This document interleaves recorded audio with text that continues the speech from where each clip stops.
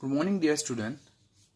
આપણે લાસ્ટ 2 લેક્ચરમાં topic number 16.4 food chemical વિશે, આર્ટિફિશિયલ સ્વીટનર્સ, પછી પ્રિઝર્વેટિવ્સ અને એન્ટીઓક્સિડન્ટ વિશે લર્ન કર્યું.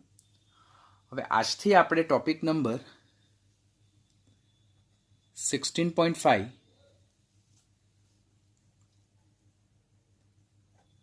સફાઈ કરતા પદાર્થો, જેને ક્લિન્ઝિંગ એજન્ટ કહેવામાં આવે છે, તેના વિશે લર્ન કરશું. હવે પોઈન્ટ નંબર 1, સફાઈ કરતા પદાર્થો એટલે શું, ક્લિન્ઝિંગ એજન્ટ એટલે શું. તો પહેલું જ આપણને ખ્યાલ આવે કે એવા પદાર્થો કે જે સફાઈના કામમાં હેલ્પફુલ થાય, તો તેવા પદાર્થોને શું કહેવાય? સફાઈ કરતા પદાર્થો કહેવામાં આવે. તો આપણે એમાં ઉદાહરણ લઈએ તો પહેલું જ ઉદાહરણ આપણા માઇન્ડમાં કયું આવે? તો ધેટ ઇઝ સોપ, જેને કહેવામાં આવે સાબુ. અને બીજું ઉદાહરણ આપણા માઇન્ડમાં આવે સંશ્લેષિત પ્રક્ષાલકો, જેને સિન્થેટિક ડિટર્જન્ટ કહેવામાં આવે. આમ સાબુ અને ડિટર્જન્ટ જે છે, તો એ બંને સફાઈ કરતા પદાર્થો તરીકે ઉપયોગી છે. હવે આ જે સફાઈ કરતા પદાર્થો જે છે, તો આ સફાઈ કરતા પદાર્થો તેઓ બીજા કયા નામે ઓળખાય? તો તેમને જ આપણે પૃષ્ઠ સક્રિય કરતા પદાર્થો તરીકે પણ ઓળખીએ, જેને જ સર્ફેક્ટન્ટ પણ કહેવાય અને એને જ સરફેસ એક્ટિવ એજન્ટ પણ કહેવાય. તો આ સફાઈ કરતા પદાર્થો, જેમાં સોપ અને ડિટર્જન્ટનો ઉદાહરણનો સમાવેશ થાય, તો તેમને પૃષ્ઠ સક્રિય કરતા પદાર્થો પણ કહેવાય, જેમને સર્ફેક્ટન્ટ પણ કહેવાય અને એને જ સરફેસ એક્ટિવ એજન્ટ પણ કહેવામાં આવે. તેઓનું કાર્ય શું છે? તો તેઓનું પહેલું કાર્ય દ્રાવણનું પૃષ્ઠતાણ, જેને આપણે સરફેસ ટેન્શન કહીએ, જેને આપણે શું કહીએ છીએ? Surface tension. તો આ સરફેસ એક્ટિવ એજન્ટનું કાર્ય પહેલું શું છે? દ્રાવણનું પૃષ્ઠતાણ ઘટાડવાનું. અને બીજું કાર્ય મેલ, જેને આપણે ડર્ટ ઓર ડસ્ટ કહીએ, તેને દૂર કરવાનું છે. તો સફાઈ કરતા પદાર્થો, જેમાં સાબુ અને પ્રક્ષાલકોનો સમાવેશ થાય છે, જેઓ સફાઈના કામમાં ઉપયોગી છે, જેઓ મેલ દૂર કરવા માટેના પદાર્થો છે, જેમને પૃષ્ઠ સક્રિય કરતા પદાર્થો પણ કહેવાય, સરફેસ એક્ટિવ એજન્ટ પણ કહેવાય, સર્ફેક્ટન્ટ પણ કહેવાય. તેમનું કાર્ય દ્રાવણનું પૃષ્ઠતાણ ઘટાડવાનું અને અહીંયા ડાઉનવર્ડ એરો જે છે તે શું દર્શાવે છે? પૃષ્ઠતાણ ઘટાડવું. અને બીજું મેલ એટલે કે ડર્ટ એટલે કે ડસ્ટ દૂર કરવાનું છે. By which mechanism? By which mechanism એટલે કે કઈ ક્રિયાવિધિ દ્વારા આ જે સફાઈ કરતા પદાર્થો જે છે, તો તે મેલ દૂર કરવાનું કાર્ય કરે. તો that is first by micelle formation.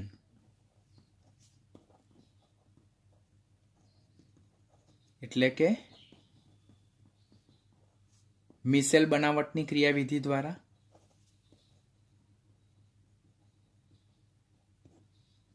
અને સેકન્ડ વન જે છે, તો બાય ઇમલ્સિફિકેશન, એટલે કે ઓઇલ પ્લસ વોટર ઇમલ્ઝન જેને કહેવામાં આવે પાયસ ફોર્મેશન દ્વારા. તો હવે આપણને એમ ક્વેશ્ચન થાય કે સર સાબુ અને ડિટર્જન્ટ જે મેલ દૂર કરે છે તો તે મિસેલની બનાવટ દ્વારા અને ઇમલ્સિફિકેશન પ્રોસેસ દ્વારા મેલ અને ડર્ટ દૂર કરે. નીટ જેઈનો ઇમ્પોર્ટન્ટ MCQ. પણ sir what you mean by micelle and what you mean by emulsification? તો આપણે અત્યારે જે 12th સ્ટાન્ડર્ડ લર્ન કરી રહેલા છે તેમાં પૃષ્ઠ રસાયણ વિજ્ઞાન સરફેસ કેમિસ્ટ્રી એક ચેપ્ટર આવે છે. તો તેમાં મિસેલ એટલે શું, મિસેલનું ફોર્મેશન કેવી રીતે થાય, એ ક્રિયાવિધિ, મિકેનિઝમ ઓફ મિસેલ ફોર્મેશન અને ઇમલ્સિફિકેશન પ્રોસેસ વિશે ડિટેલમાં લર્ન કરવાના છે.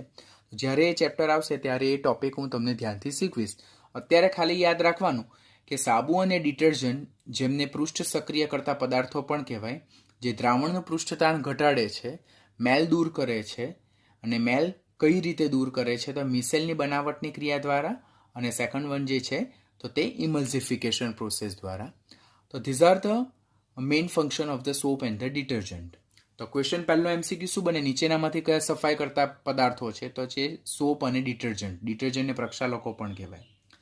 નીચેનામાંથી કયો પૃષ્ઠ સક્રિય કરતા પદાર્થો છે? નીચેનામાંથી કયો સરફેસ એક્ટિવ એજન્ટ છે? તો તે સોપ અને ડિટર્જન્ટ. પછી પૃષ્ઠ સક્રિય કરતા પદાર્થો માટે નીચેનામાંથી શું લાગુ પાડી શકાય? તો એ દ્રાવણનું પૃષ્ઠતાણ ઘટાડે, ટ્રુ ફોલ્સમાં પૂછાય, અને મેલ દૂર કરે. કયા મિકેનિઝમ દ્વારા? તો મિસેલ ફોર્મેશન દ્વારા અને બાય ઇમલ્સિફિકેશન પ્રોસેસ. તો this all about the basic fundamental of the cleansing agent for soap અને ડિટર્જન્ટ, એટલે કે પ્રક્ષાલક અને સાબુ માટેના મુખ્યત્વેના ફંડામેન્ટલ છે. This is not given in our text book, પરંતુ કોમ્પિટિટિવ પોઈન્ટ ઓફ વ્યૂ આપણે બધા જ પોઈન્ટ જે છે તે યાદ રાખવાના થાય છે.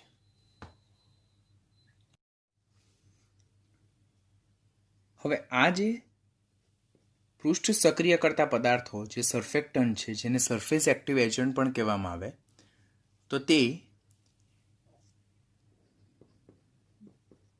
બે ભાગ ધરાવે છે.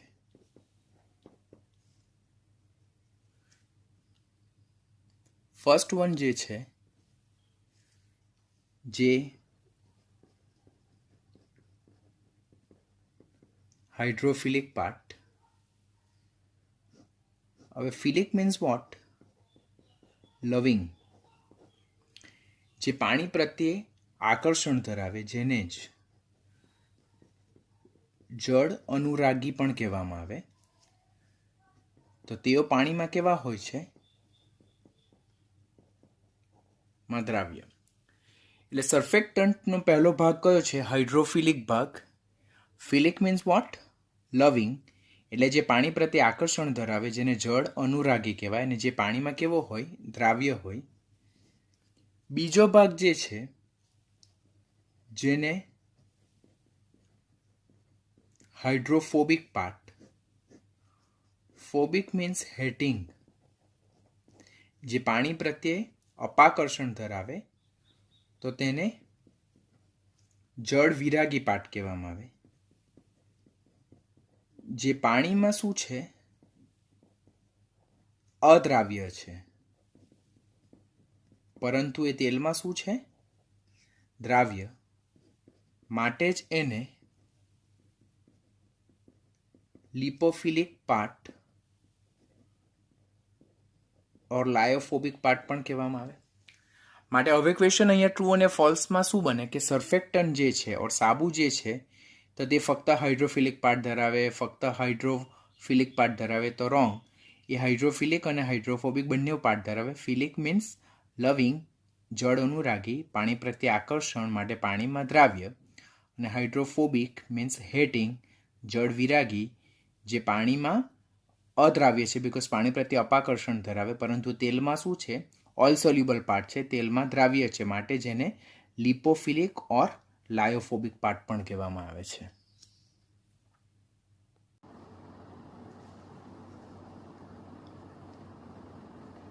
ટોપિક 16.5.1 that is soap, એટલે કે સાબુ. હવે પહેલા તો સાબુ એટલે શું? પહેલો ક્વેશ્ચન એમ પૂછાય, સાબુ એટલે શું?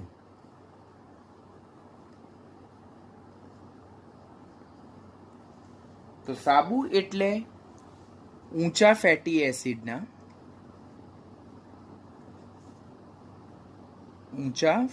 એસિડના સોડિયમ ઓર પોટેશિયમ ક્ષાર જે છે તેને શું કહેવામાં આવે છે?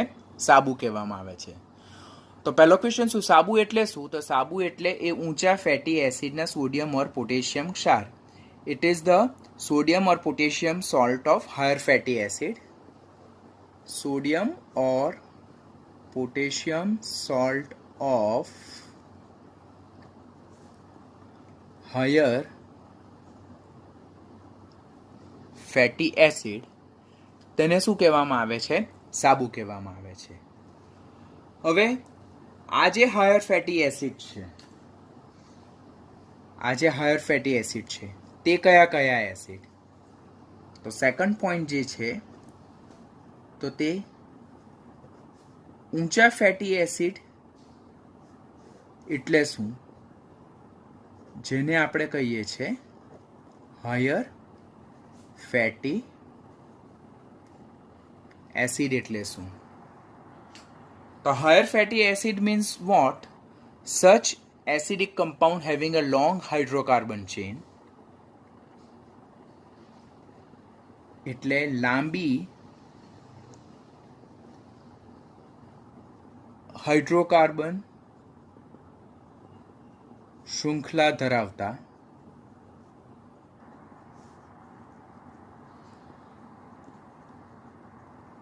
ફેટી એસિડ સંયોજનો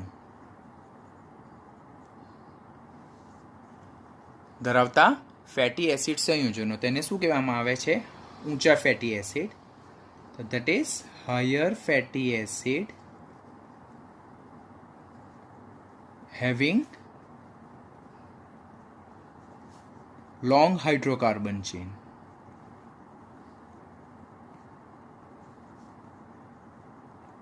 એટલે જે ફેટી એસિડ સંયોજનો કે જે લાંબી હાઇડ્રોકાર્બન શૃંખલા ધરાવતા હોય તો તેને શું કહેવામાં આવે છે? હાયર ફેટી એસિડ કહેવામાં આવે છે. તો એના ઉદાહરણ કયા? ઉદાહરણ બધા આપણે ખાસ યાદ રાખવાના થાય. ફર્સ્ટ વન જે છે that is lauric acid that is C11H23COOH. Second one myristic acid. આ બધા જ ઉદાહરણ યાદ રાખવાના છે નીટ માટે અને બોર્ડ માટે પણ, બિકોઝ પાછળ એક્સરસાઇઝમાં આ બધા જ ક્વેશ્ચનના રિલેટેડ આપણને એક્સરસાઇઝ આપેલી છે. Myristic acid that is C13H27COOH. Third one that is palmitic acid C15H31COOH, that is palmitic acid. Fourth one જે છે that is linolenic acid C17H29COOH, that is called as a linolenic acid. Fifth one, that is linoleic acid C17H31COOH. Sixth important, that is oleic acid, જેને oleic acid પણ કહેવાય, that is C17H33COOH. 7 that is stearic acid, જેને saponification પ્રોસેસમાં આપણે ઉપયોગમાં લેવાના છે. તો સ્ટીયરિક એસિડ ધેટ ઇઝ C17H35COOH. હવે આ બધા જ જે ફેટી એસિડ જે છે તો તેને હાયર ફેટી એસિડ કહેવાય, because they are having high number of carbon containing long chain. એટલે એ લોકો ઊંચી લાંબી હાઇડ્રોકાર્બન શૃંખલા ધરાવે. જો આમાં કાર્બન 11 છે, 13 છે, 15 છે, 17. તો these all are having a higher long hydrocarbon chain. Lauric acid तो C11H23, myristic C13H27, palmitic C15H35, લિનોલેનિકમાં જો કાર્બન નંબર સેમ છે, હાઇડ્રોજન બેનું એડિશન થાય છે 29 + 2 31 + 2 33 + 2 35. તો આ રીતે સિક્વન્સમાં જો યાદ રાખશો તો તમને આ બધા જ ફેટી એસિડના તમને ઉદાહરણ યાદ રહી જશે. We have to remember because કોમ્પિટિટિવની એક્ઝામમાં પૂછાય છે. ઇવન બોર્ડમાં જે આપણે સેપોનિફિકેશન પ્રોસેસ છે તો સેપોનિફિકેશનને લગતી એક્સરસાઇઝ છે તેમાં પણ આ ફેટી એસિડ પરથી આપણે સોપ બનાવવાની પ્રોસેસ પૂછાય છે, તો આપણે યાદ રાખવાના. તો હાયર ફેટી એસિડના આ બધા ઉદાહરણ છે, તે બધાના સૂત્ર યાદ રાખવાના, નામ યાદ રાખવાના. હાયર ફેટી એસિડ એટલે શું? લાંબી હાઇડ્રોકાર્બન શૃંખલા ધરાવતા ફેટી એસિડ સંયોજનને શું કહેવામાં આવે છે? હાયર ફેટી એસિડ સંયોજનો. હવે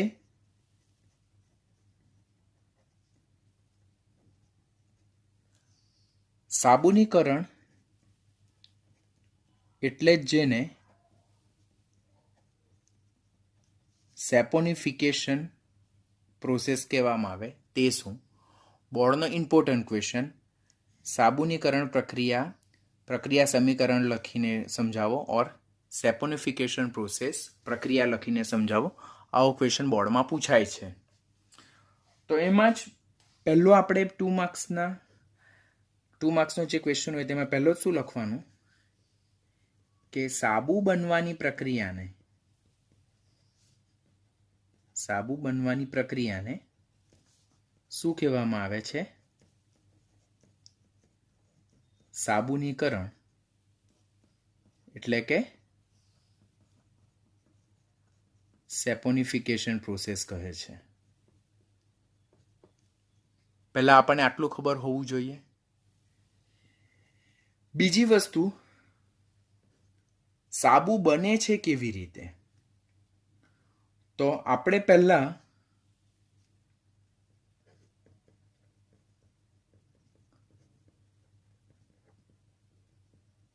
ઊંચા ફેટી એસિડની પ્રક્રિયા કરવાની કોની સાથે? ગ્લિસરોલ સાથે પ્રક્રિયા કરવાની. અને એનાથી આપણને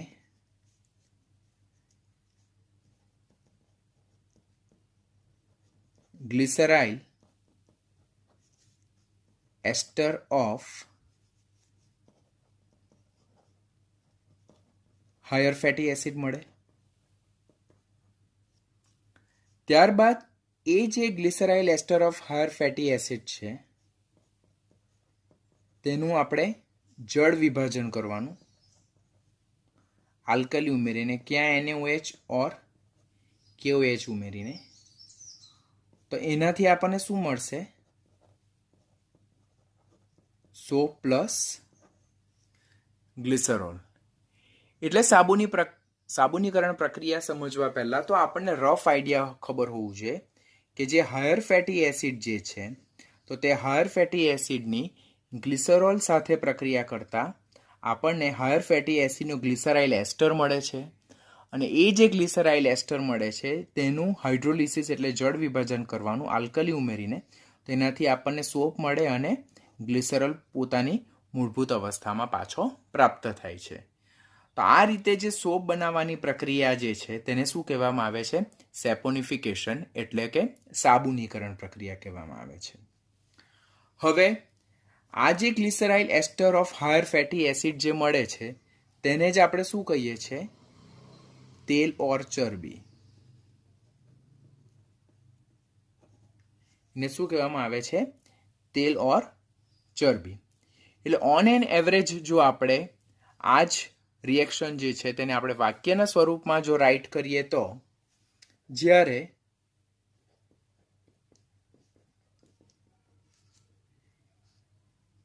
તેલ ઓર ચરબી શું છે? ફેટી એસિડના ગ્લિસરાઇલ એસ્ટર છે.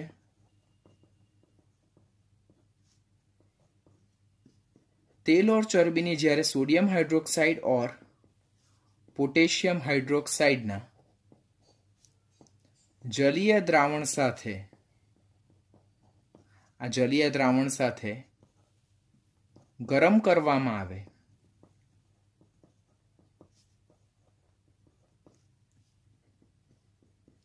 ત્યારે જે હાયર ફેટી એસિડ છે, તો હાયર ફેટી એસિડના જે સોડિયમ ઓર પોટેશિયમ ક્ષાર મળે છે, જેને સાબુ કહે છે, અને આ ઓવરઓલ પ્રક્રિયાને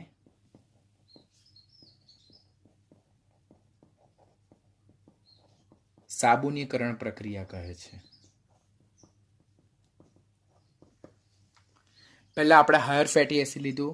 higher fatty acid having a long hydrocarbon chain, તેની પ્રક્રિયા ગ્લિસરોલ સાથે કરી અને એનાથી આપણને ફેટ એટલે કે ચરબી મળી, જેને ગ્લિસરાઇલ એસ્ટર ઓફ હાયર ફેટી એસિડ કહેવાય.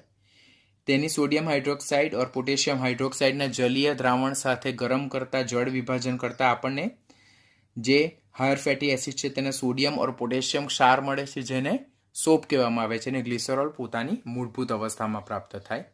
આ રીતે સોપ, જે હાયર ફેટી એસિડના સોડિયમ ઓર પોટેશિયમ ક્ષાર છે તે મેળવવાની પદ્ધતિને શું કહેવામાં આવે છે? સેપોનિફિકેશન એટલે કે સાબુનીકરણ પ્રક્રિયા કહેવામાં આવે છે. જ્યારે સાબુનીકરણ પ્રક્રિયા પૂછાય તો ત્યારે આપણે આ બધી જ વસ્તુ રાઈટ કરવાની થાય. હવે આપણી ટેક્સ્ટબુકમાં સાબુનીકરણ પ્રક્રિયાને જુદી જુદી રીતે સમજાવેલું છે, તો તે આપણે જોઈએ જુદા જુદા ફેટી એસિડના ઉદાહરણ લઈને. કે પહેલાં આપણી પાસે 3 મોલ C17H35 COOH લઈએ,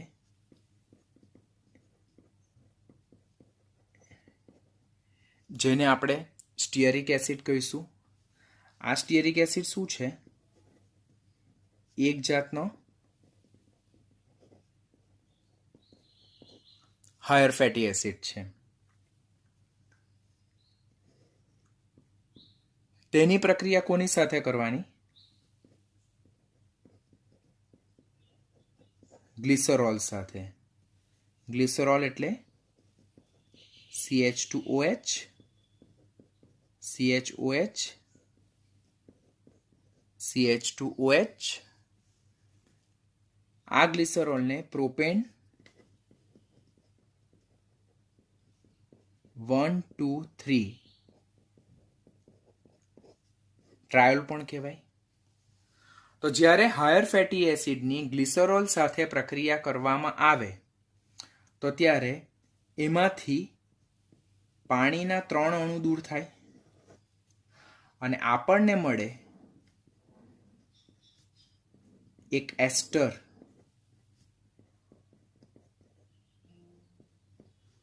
આપણને શું મળશે? એસ્ટર મળશે.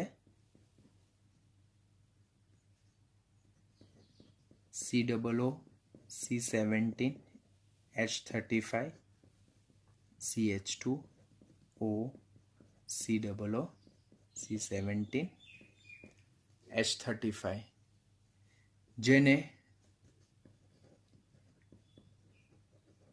ગ્લિસરાઇલ સ્ટીયરેટ કહેવામાં આવે છે. શું કહેવામાં આવે છે? ગ્લિસરાઇલ સ્ટીયરેટ કહેવામાં આવે. એટલે આ જે આલ્કોહોલ જે છે તો તેમાંથી OH છૂટો પડી જાય અને આમાંથી આપણો જે H છૂટો પડે, અને જેને કારણે C17H35 COO જે સ્ટીયરિક ગ્રુપ જે છે તો તે આલ્કોહોલમાં ઇન્ટ્રોડ્યુસ થશે, અને આ જે COO ગ્રુપ જે છે તો COO group introduce what? That is ester. તો આને કહેવાય હાયર ફેટી એસિડનો એસ્ટર, જેને ગ્લિસરાઇલ સ્ટીયરેટ કહેવામાં આવે. આ ગ્લિસરાઇલ સ્ટીયરેટ જે છે તેનું ફર્ધર શું કરવાનું? જળ વિભાજન કરવાનું પ્લસ હીટિંગ કરવાનું. કોની હાજરીમાં? સોડિયમ હાઇડ્રોક્સાઇડ સાથે ઓર પોટેશિયમ હાઇડ્રોક્સાઇડ સાથે કરવાનું. તો તેનું જળ વિભાજન સોડિયમ હાઇડ્રોક્સાઇડ ઓર પોટેશિયમ હાઇડ્રોક્સાઇડ સાથે કરવામાં આવે તો ત્યારે આપણને 3 મોલ C17H35 COO એને મળશે, જેને સોડિયમ સ્ટીયરેટ કહેવામાં આવે છે. અને આ સોડિયમ સ્ટીઅરેટેડ શું છે તો સાબુ છે, અને જે ગ્લિસરોલ જે છે તો એ પોતાની પાછી મૂળભૂત પરિસ્થિતિમાં પાછો મળી જાય છે. તો આ રીતે જે સાબુ બનાવવાની જે પ્રક્રિયા છે તેને શું કહેવામાં આવે છે? સેપોનિફિકેશન પ્રક્રિયા કહેવામાં આવે છે. ફરીથી સમજાવું તમને. તો પહેલાં આપણે લીધું 3 મોલ સ્ટીઅરિક એસિડ. સ્ટીઅરિક એસિડનું સૂત્ર શું છે? C17H35COOH, જે ઊંચા ફેટી એસિડ છે, જેની પાસે લાંબી હાઇડ્રોકાર્બન શૃંખલા છે. તેની ગ્લિસરોલ એટલે કે પ્રોપેન 1, 2, 3 ટ્રાયોલ સાથે પ્રક્રિયા કરવામાં આવે તો એમાંથી OH ગ્રુપ અને આમાંથી H ગ્રુપ એ 3 મોલ પાણી તરીકે છૂટા પડે અને આપણને ગ્લિસરાઇલ એસ્ટર ઓફ સ્ટીઅરિક એસિડ એટલે ગ્લિસરાઇલ સ્ટીઅરેટ મળે. આ જે એસ્ટર મળે તે એસ્ટરનું જળ વિભાજન પ્લસ હીટિંગ કરવાનું. કોની સાથે? આલ્કલી સાથે, સોડિયમ હાઇડ્રોક્સાઇડ ઓર પોટેશિયમ હાઇડ્રોક્સાઇડ સાથે. તેમાંથી આપણને ઊંચા ફેટી એસિડના સોડિયમ ક્ષાર મળશે, જેને શું કહેવામાં આવે છે? સાબુ કહેવામાં આવે છે. અને ગ્લિસરોલ પાછો પોતાની મૂળભૂત પરિસ્થિતિમાં છૂટો પડે છે. તો આ રીતે જે સોપ મેળવવાની પ્રોસેસ છે તેને શું કહેવામાં આવે છે? સેપોનિફિકેશન પ્રોસેસ કહેવામાં આવે છે. હવે આપણી ટેક્સ્ટબુકમાં એક્સરસાઇઝમાં આ જે હાયર ફેટી એસિડ આપેલું છે તો તેની જગ્યાએ એ લોકો બીજો હાયર ફેટી એસિડ તરીકે ઓલિક એસિડ પણ આપે. તો ઓલિક એસિડમાં C17 3 mole C17H35 H33 oleic acid H33 COOH લેવાનું. બરાબર. આખી પ્રોસેસ તમારે સેમ કરવાની. This is called as a oleic acid. પછી અહીંયા જ તમને એ લોકો પામિટિક એસિડ પણ આપશે. તો પામિટિક એસિડમાં શું આવે? તો C15H31 COOH. એટલે એ લોકોએ આપણે અત્યારે જે જુદા જુદા ફેટી એસિડ જોયા તો એ જે જુદા જુદા ફેટી એસિડ જે છે તો તે સ્ટીઅરિક એસિડની જગ્યાએ ઓલિક એસિડ આપે, ઓલિક એસિડની જગ્યાએ પામિટિક એસિડ આપે.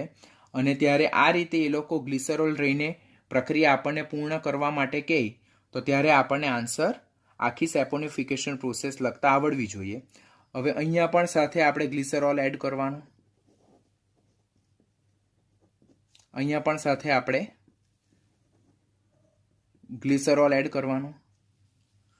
તો અહીંયા ગ્લિસરોલ એડ કરતા આપણને શું મળશે? સંયોજન ગ્લિસરાઇલ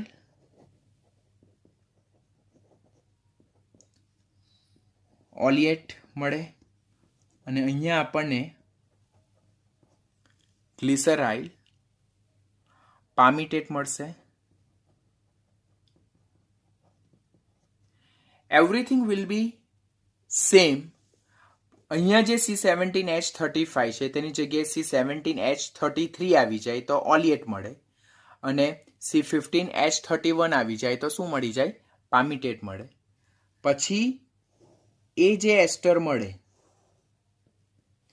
તો તે એસ્ટરનું આપણે શું કરવાનું? જળ વિભાજન. કોની હાજરીમાં? આલ્કલીની હાજરીમાં. પ્લસ આપણે શું કરવાનું? હીટિંગ કરવાનું.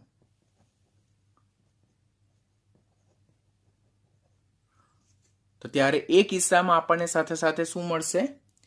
તો ત્યારે આપણને અહીંયા મળશે soap, sodium oleate, that is C17H33 COONA plus glycerol છૂટું પડે. અને અહીંયા આપણને શું મળશે? સોડિયમ પામિટેટ મળશે. Sodium palmitate, that is C15H31 COONA plus glycerol. તો આ રીતે જ્યારે જુદા જુદા ફેટી એસિડની ગ્લિસરોલ સાથે પ્રક્રિયા કરવામાં આવે તો આપણને એ જે હાયર ફેટી એસિડ છે તેના ગ્લિસરાઇલ એસ્ટર મળે. તેની ફર્ધર આલ્કલી સાથે જળ વિભાજન કરતાં આપણને સોપ મળે છે અને આ રીતે સોપ મેળવવાની જે પ્રક્રિયા છે તેને શું કહેવામાં આવે છે? સેપોનિફિકેશન પ્રોસેસ કહે છે. હવે આ રીતે આપણને જે સાબુ મળે છે તો તે કઈ અવસ્થામાં પ્રાપ્ત થાય છે? કલીલ અવસ્થામાં પ્રાપ્ત થાય. કલીલ શું છે તે સરફેસ કેમિસ્ટ્રીમાં હું તમને સમજાવીશ. એ સાચા દ્રાવણ અને નિલંબન આલંબનને જોડતી એક પ્રણાલી છે. તો આ જે કલીલ અવસ્થામાં જે સોપ પ્રાપ્ત થાય તો તેમાં જ્યારે NaCl ઉમેરવામાં આવે તો ત્યારે સાબુને શું કરી શકાય? અવક્ષેપિત કરી શકાય. કારણ કે પ્રબળ વિદ્યુત વિભાજ્ય ઉમેરતા જે સ્કંદન પ્રક્રિયા જે છે તો તેના દ્વારા આપણને સોપ મળે અને એને આપણે ગાળણ પ્રોસેસથી દૂર કરી શકીએ છીએ અને આ રીતે આપણે સોપ મેળવી શકીએ. સ્ટુડન્ટ્સ, તમને અહીંયા કલીલ અવસ્થા શું છે અને NaCl ઉમેરીને જે સ્કંદન થાય તે શું છે તે અત્યારે સમજવી પડશે. કારણ કે હજુ આપણું સરફેસ કેમિસ્ટ્રી ચેપ્ટર ચાલ્યું નથી. જ્યારે સરફેસ કેમિસ્ટ્રી ચેપ્ટર ચાલી જશે ત્યારે આ ટોપિક તમારા માટે એકદમ માઇનર થઈ જશે. તો અત્યારે ખાલી એટલું યાદ રાખવાનું કે સેપોનિફિકેશનને પ્રોસેસને અંતે મળતો સાબુ કઈ અવસ્થામાં પ્રાપ્ત થાય? પહેલો MCQ તો એ કલીલ અવસ્થામાં પ્રાપ્ત થાય. તેમાં નીચેનામાંથી કયો પદાર્થ ઉમેરીને સાબુને અવક્ષેપિત કરી શકાય? તો પ્રબળ વિદ્યુત વિભાજ્ય તરીકે NaCl ઉમેરવાથી સાબુનું શું થાય છે? સ્કંદન થાય છે, કોએગ્યુલેશન થાય છે અને આ રીતે જે સાબુના અવક્ષેપ મળે છે તેને ફિલ્ટ્રેશન પ્રોસેસથી દૂર કરી શકાય છે. પ્રક્રિયા દરમિયાન બાય પ્રોડક્ટ તરીકે ગ્લિસરોલ બી પ્રાપ્ત થાય. તેને વિભાગીય નિસ્યંદન એટલે કે ફ્રેક્શનલ ડિસ્ટિલેશન પ્રોસેસથી દૂર કરી શકાય. હવે ક્વેશ્ચન એમ બી પૂછાય કે સેપોનિફિકેશન પ્રોસેસ દરમિયાન મળતા ગ્લિસરોલને નીચેનામાંથી કઈ પદ્ધતિ દ્વારા અલગ કરી શકાય? તો તે છે વિભાગીય નિસ્યંદન, જેને ફ્રેક્શનલ ડિસ્ટિલેશન કહેવાય. ફ્રેક્શનલ ડિસ્ટિલેશન ઓલરેડી તમે પ્યુરિફિકેશન મેથડમાં જોઈ ગયા છો. હવે આપણે જે પ્રક્રિયા જોઈએ તેમાં ફક્ત સોડિયમ ઓર પોટેશિયમ સોપ જે છે તેને જ આપણે ધ્યાનમાં લીધા છે. કારણ કે શા માટે? કારણ કે સોડિયમ સોપ અને પોટેશિયમ સોપ જે છે તે પાણીમાં શું છે? દ્રાવ્ય છે. તેથી તેઓ સફાઈ કરવામાં ખાસ ઉપયોગી નીવડે. અન્ય ધાતુના જે સાબુ જે છે તો તે પાણીમાં અદ્રાવ્ય હોય માટે ક્લિન્ઝિંગ પર્પઝ માટે તેમનો ઉપયોગ થતો નથી. તો આપણે યાદ રાખવાનું કે સાબુમાં એ કઈ ધાતુના ક્ષાર હોય? તો સોડિયમ અને પોટેશિયમના. શા માટે? બીકોઝ એ પાણીમાં દ્રાવ્ય હોય માટે મેલ દૂર કરવામાં તેઓ સફાઈ પર્પઝ માટે ખાસ ઉપયોગી નીવડે છે. નહાવાનો સાબુ જ્યારે ધ્યાનમાં લેવામાં આવે, બરાબર, જેને બાથ સોપ કહેવામાં આવે, તો તેમાં NaOH ને સ્થાને ખાસ કોનો ઉપયોગ કરવાનો? પોટેશિયમ હાઇડ્રોક્સાઇડનો ઉપયોગ કરવાનો. MCQનો આ બી ઇમ્પોર્ટન્ટ લાઇન છે. શા માટે NaOHનો નહીં અને KOHનો ઉપયોગ કરવાનો? બીકોઝ પોટેશિયમ યુક્ત જે સાબુ જે છે તો તે સ્કિન માટે કેવા છે? સ્મૂથ છે. ચામડી માટે, ત્વચા માટે સ્મૂથ પ્રકારના છે. માટે જે સ્કિન પર બર્નિંગ સેન્સેશન, જે બળતરા થાય કોને લીધે? NaOH ને તે થતી નથી. તો ક્વેશ્ચન પૂછાય કે નહાવાના સાબુમાં નીચેનામાંથી કયા આલ્કલીનો ઉપયોગ થાય? તો તે કોનો ઉપયોગ થાય છે? પોટેશિયમ હાઇડ્રોક્સાઇડનો ઉપયોગ થાય. શા માટે? કારણ કે જો પોટેશિયમ હાઇડ્રોક્સાઇડનો ઉપયોગ કરવામાં આવે તો એનાથી જે ત્વચા જે છે તો ચામડી કેવી બને છે? સુંવાળી બને છે. અને we always like the soap which is friendly to our skin.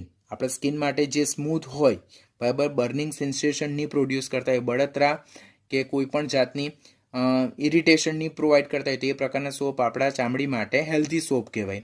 તો માટે જે બાથ સોપ જે છે, નહાવાના સાબુ છે, તેમાં સોડિયમ હાઇડ્રોક્સાઇડને બદલે પોટેશિયમ હાઇડ્રોક્સાઇડનો ઉપયોગ કરવો જોઈએ.